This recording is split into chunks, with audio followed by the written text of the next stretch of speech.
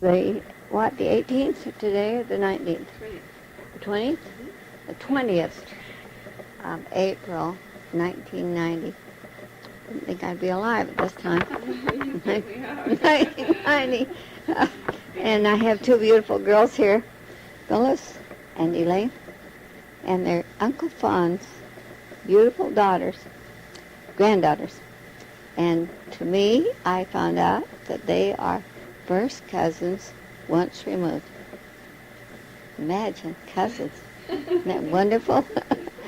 And when I think of Uncle Fawn, he was a very handsome, very smart, brilliant young man.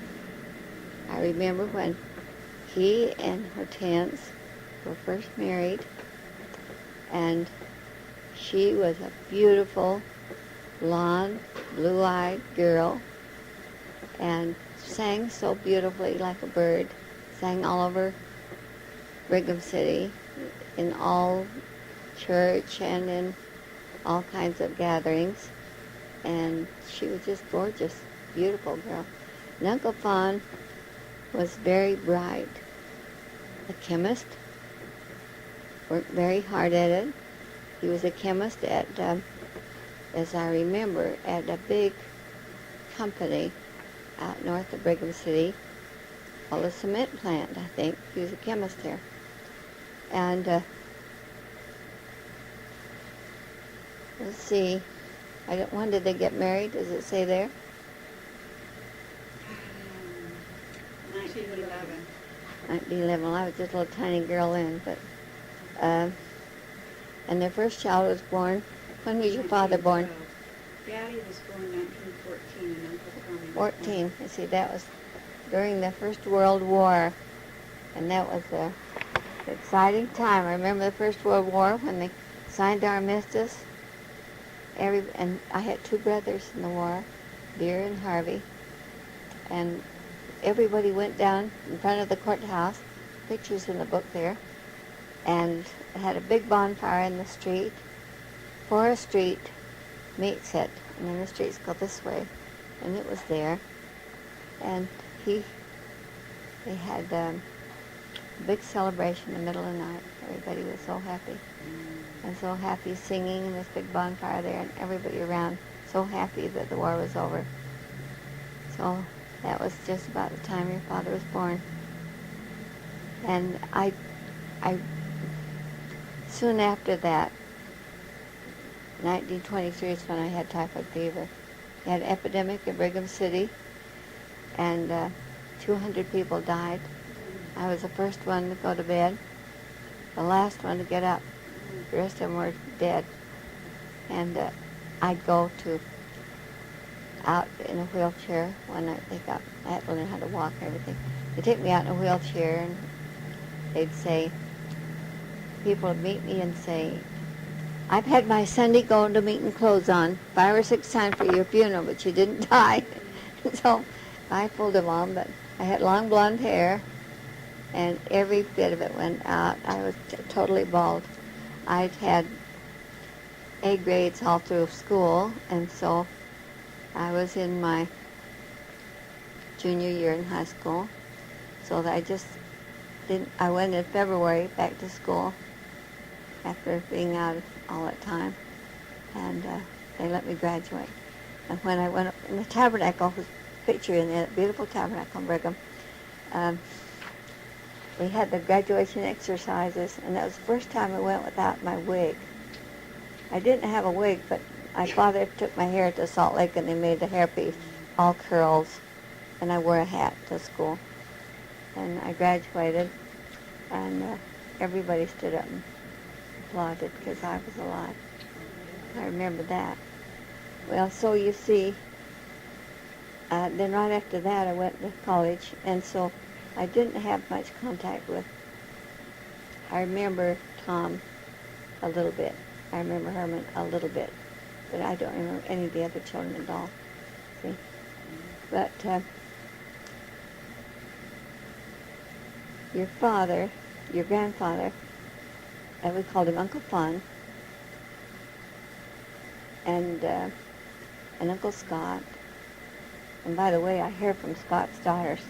I've got a letter in here from Scott's daughter. It's a cute thing. They were the most interesting men I have ever seen in my life, and I've met millions of men from all over, because we're on the concert committee. We meet all these masters from all over the world. And they just kept you in stitches with their stories. They could imitate anybody. They tell all these stories, and they should have been on the stage. They were just terrific. There's nobody that I've ever heard in all my travels that were as clever as they were, just clever as they could be. And I think that's where you get your writing ability, isn't it? Yeah. And your studies in school probably. Where'd you go to school? San Jose State Brigham Young University for my college. Good. Well, and we're so thrilled that you got a book ready to be published. That's marvelous. So,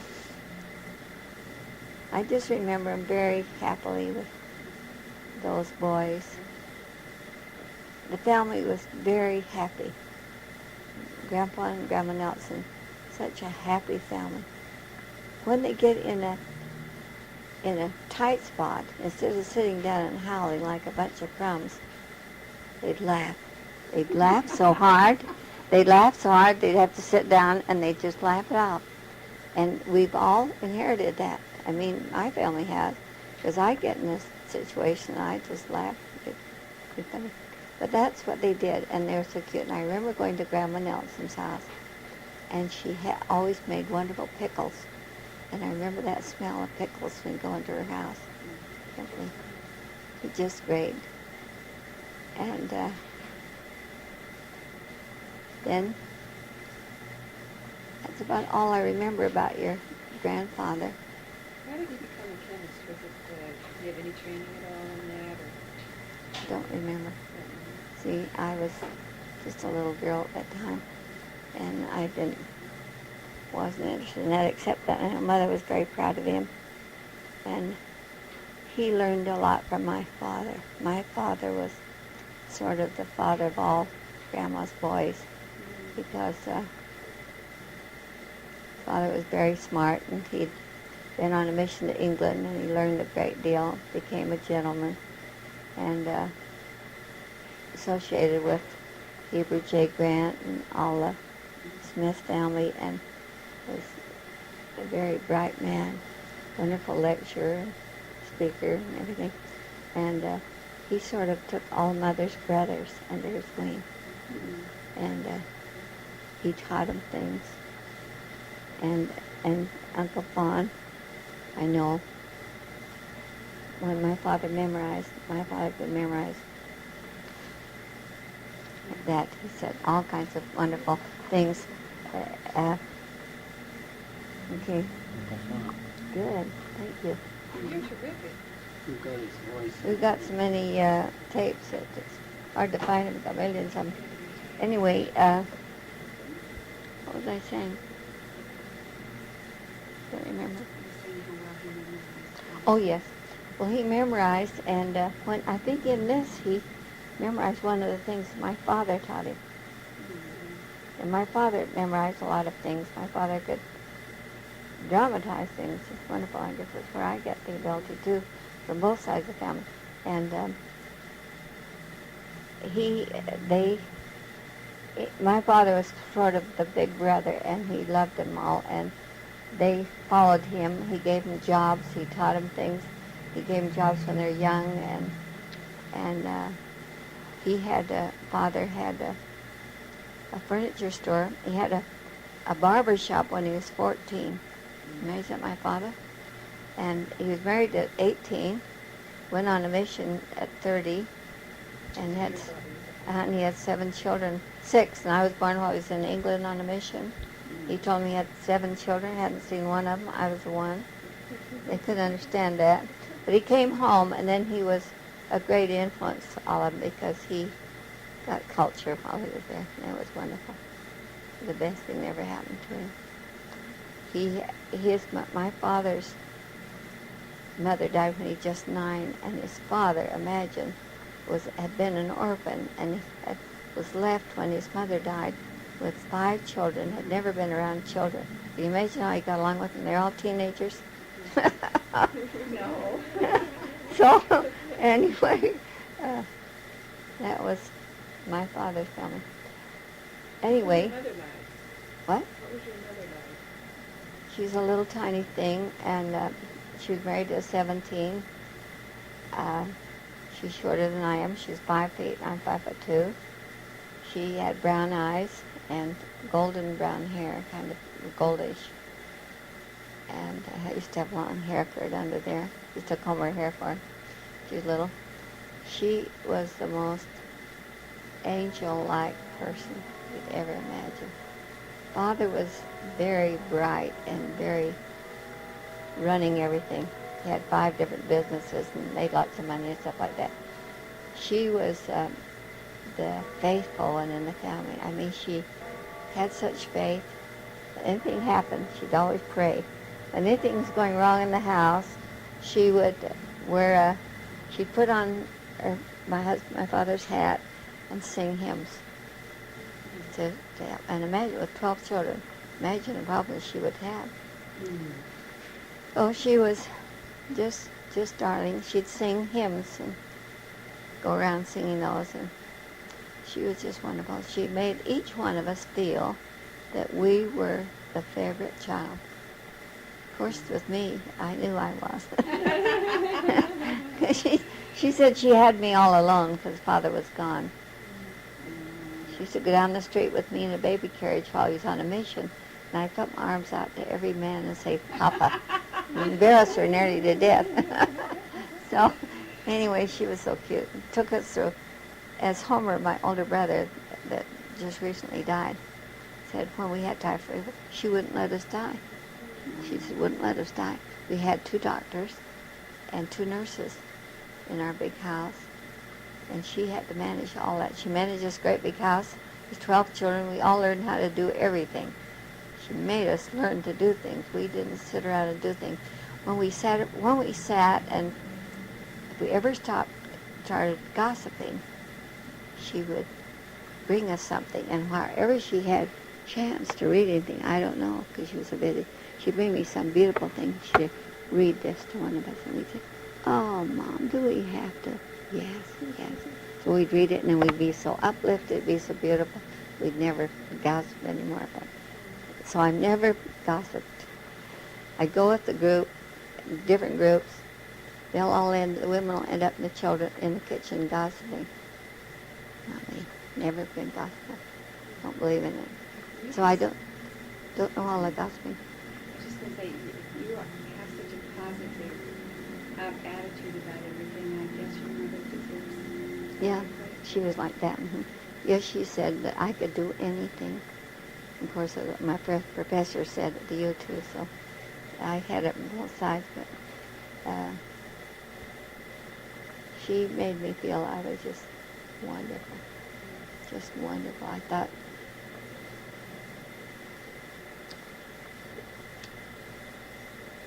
I used to think when I was little, if she died, I'd want to be buried with her. I remember that. Dear little Grandma Nelson had phlebitis in her legs, and I have that. It's inherited in the family. Do any of you have phlebitis?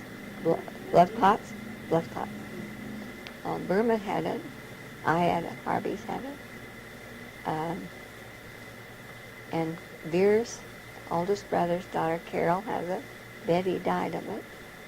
Betty Armstrong, which one of Veer's daughters. And one of Burma's sons had it.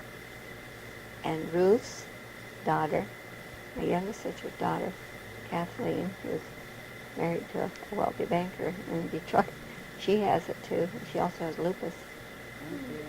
And so it's inherited. I didn't know I had it, but I've always had tender legs since I had typhoid fever.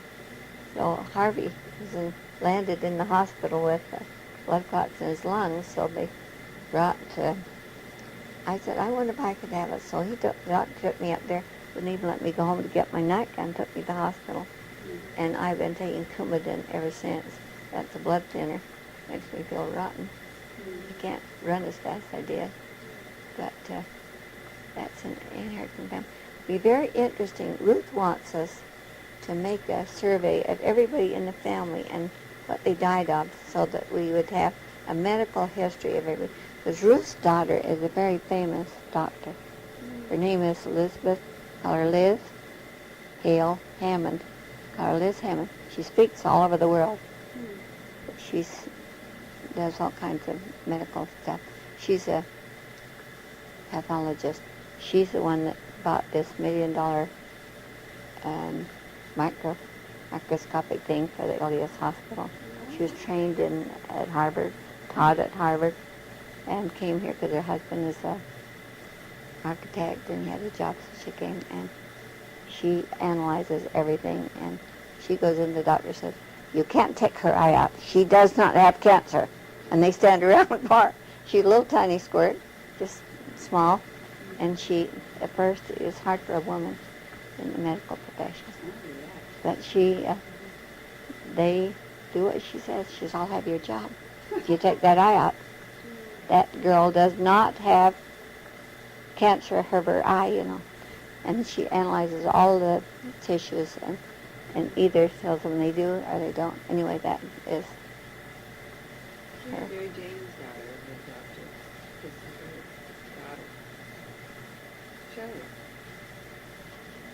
Medical doctors. Yeah, there are a number of doctors. Uncle Roy, mother's brothers, sons, grandsons. There were 5 or 6 doctors in that family too. So they must have been. Now My you, brother was a doctor. who? Our brother, Oh. Steve, Oh, I see. What kind? family physician. That's good. That's good. Well, where was I? I don't know.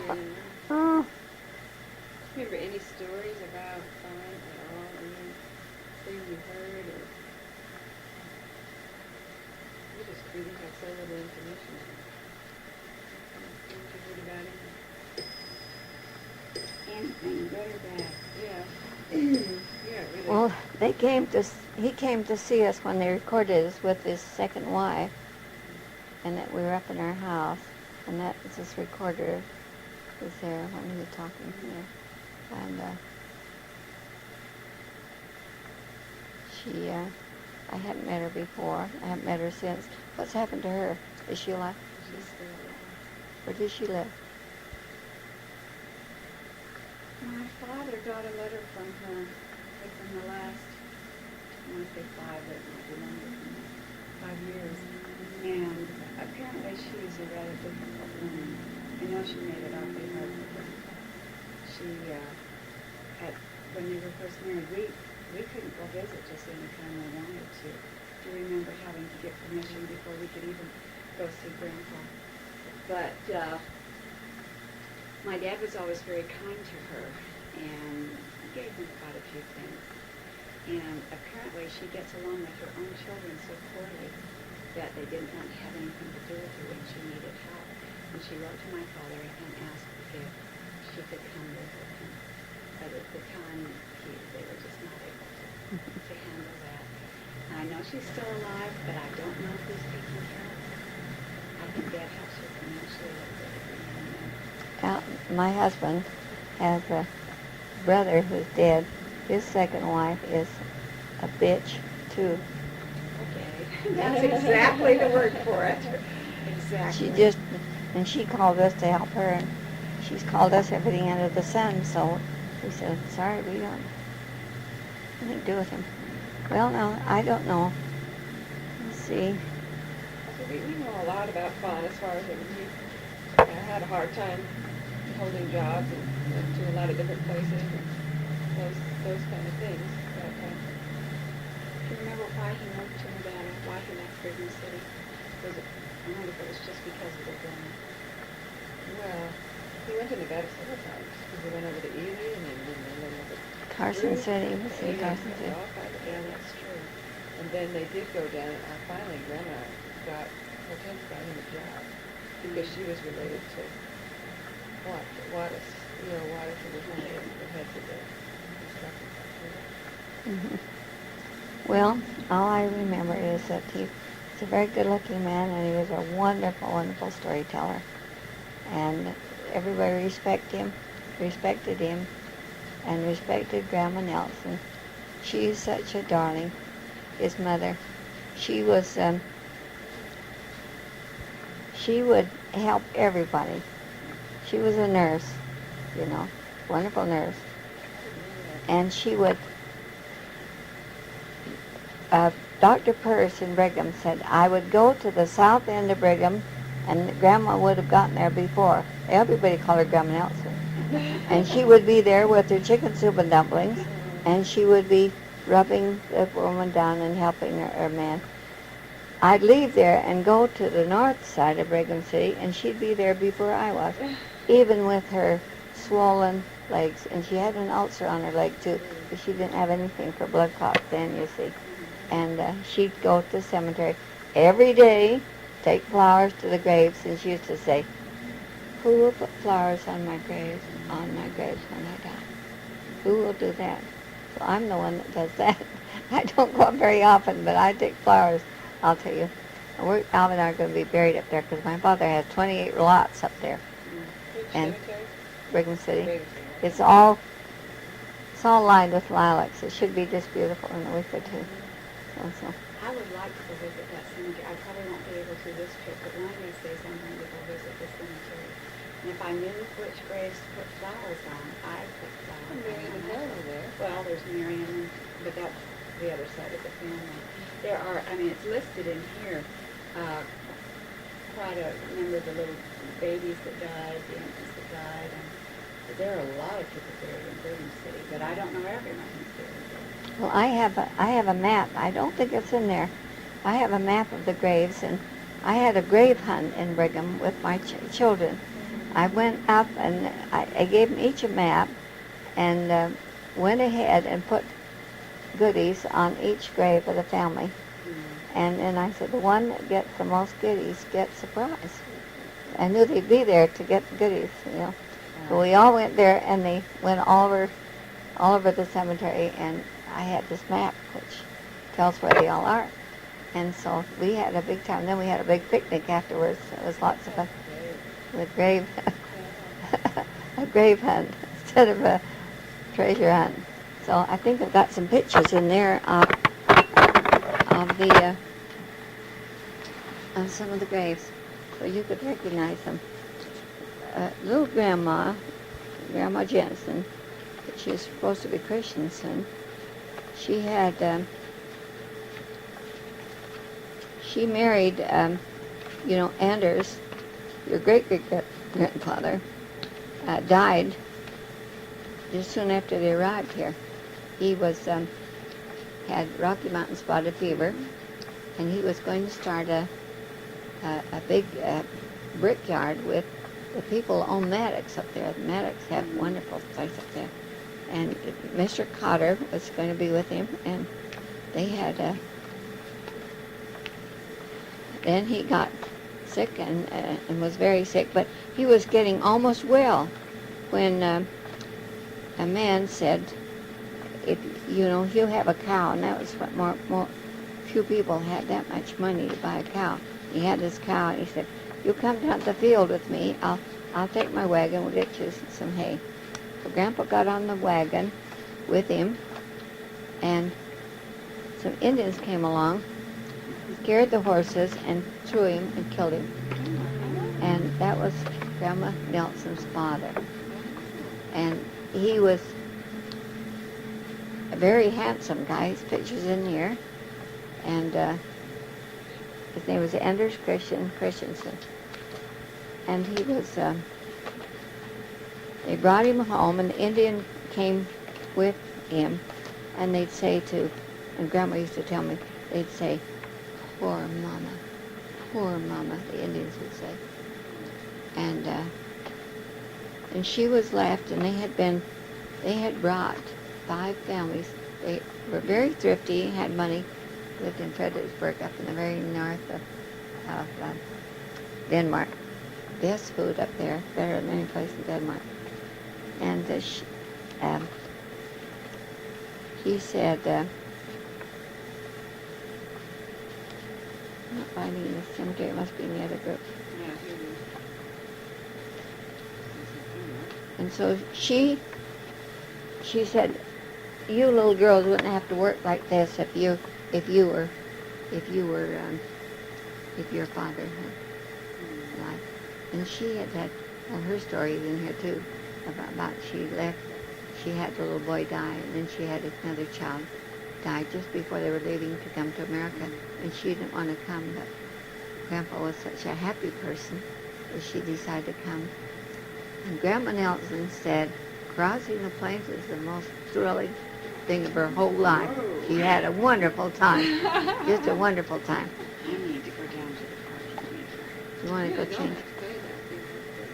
All right, I'll just forget about it. This was Aunt Burma's funeral. My oldest sister. That's up in the city cemetery. These are a lot of the people, the family. Sure, this is Grandma Nelson and Grandpa's daughter. Grandpa's mother. She's just with her father was I didn't get that straight. Well, This the was- Indians didn't try me. It's scary. This was Uncle Fawn's Grandfather. grandfather. Okay. This is at Homer. That's Aunt Ruthie and I, and that was at Homer's funeral. This is all you saw that family of our family. That's our family. nice looking people. We belong. And the Mickelsons are gorgeous too, I think. They're really beautiful. They are. This is Mother. One She of was my, older. You could have that if you want. oh, I'd love to. That's your grandfather's sister. This is Uncle Harvey here. He's made lots of money. Uncle Homer made lots of money. Good business people. What kind of business? They followed Father. Father had a big furniture store. Father had Ford Motor Company. Father had the sand pits. And during the Depression, 1929, Father lost it all. And they've taken $60 million out of Father's pit. Oh, my. And Burma used to worry about that. Said, we'd have had all this money. I said, oh, it only spoiled it. It would Tell have me spoiled again who this is so I don't... Lena Nelson. Your Yeah. grandfather's sister. Okay. She's the one in this. This is when she was 16. Oh, she's that sister. She's my mother. That's right. My mother. Okay. Lena Marie's mother. But Now, who's Homer? Homer's my older brother. Good. Do you know that I was on an airplane, and I was sitting right next to him, and I didn't know him. I didn't know him at all. And he kind of did some movements, some mannerisms, and it was real familiar to me. And I finally said, what's your name? He said, Homer Hansen. And we found out that he was my father's cousin. But his mannerisms were so much like my father's that it was really eerie sitting next to him. I thought, wow, this is just amazing. So Homer's your brother. Is he still living? No, he died about a year ago. A year ago. Mhm. He had a nice furniture store. Yeah, he wasn't as nice. And Harvey had a big furniture store. Harvey made more money than Homer. They had appliance stores. But neither one of them even compared with my father. They had stuff to sell, whether it was good or not. My father had beautiful things. My father was he was more sensible. Yeah. Yeah. Homer's here someplace in this. I don't know. I can't see the funeral under that. Must be there. Thought I put it in here today. These are the ones I looked at before. Here I am sitting on my father's lap when I was about 5 outside of our home. This is on one of my birthdays. That picture. Who is the other person? And that's Smiley. That's Whitney, my younger brother's daughter. She has this big place.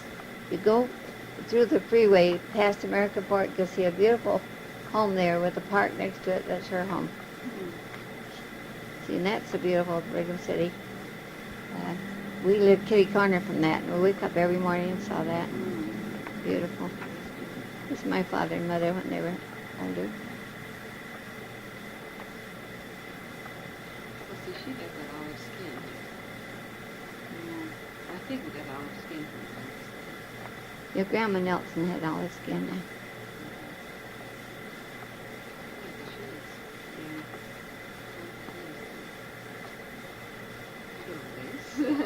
This is Homer's funeral.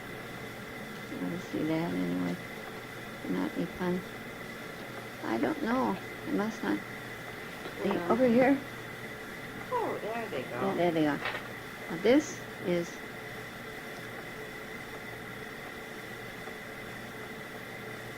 what it says. Brigham City, beside Grandma Nelson's grave. There it is. That's Grandma Nelson. And this is Grandpa Nelson's mother and father's grave. Out there.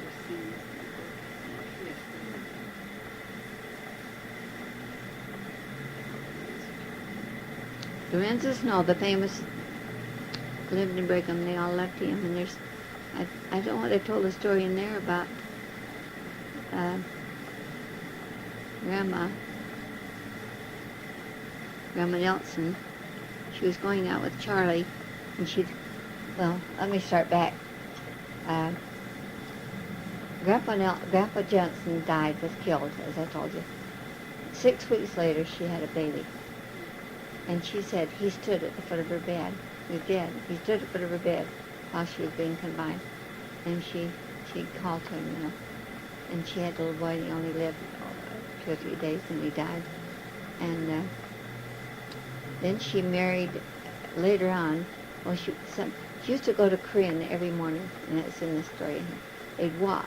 She and Mary and Lena and Mary would she made kind of packs on their back. Only people had money were the people in Korea, where the railroad was being joined. See, the south and the Golden Sky. uh-huh. And so they went there, and they'd go there and sell their produce, and that's the only money they had. And Grandma would tell a story about once when they were crossing a trellis, and here came the train, and they jumped into the ravine, and she said, "I didn't break an egg." Oh. A cute little thing. She was just darn good. She was all over town helping people when she got older, but when she was little, she went with them. And some wealthy man in Korea, and they had about 20 saloons there, and lots of money, and some wealthy man wanted to marry her. And she said, no, she couldn't marry me, wasn't a Mormon.